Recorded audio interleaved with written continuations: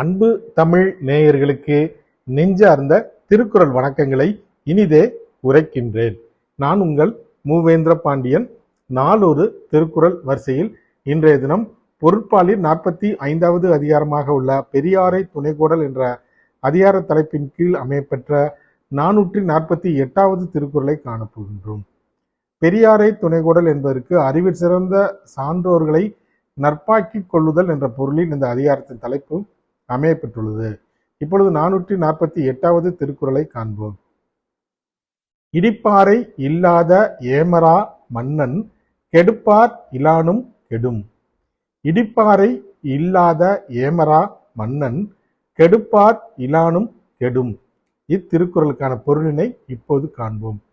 கடிந்து அறிவுரை கூறும் பெரியோரின் நற்பை கொள்ளாத அரசு அவனை அழிக்க நினைக்கக்கூடிய பகைவர் இல்லாத போதும் கெட்டழிந்து போய்விடும்.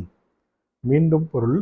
கடிந்து அறிவுரை கூறும் பெரியோரின் நட்பை கொள்ளாத அரசு அவனை அழிக்க நினைக்கக்கூடிய பகைவர் இல்லாத போதும் கெட்டழிந்து விடும் என்பது இத்திருக்குறளுக்கான பொருளாகும். நாம் தோழர்களே, நாமும் அறிவில் சிறந்த பெரியோர்களை நட்பாக்கி கொள்ளுவோம்.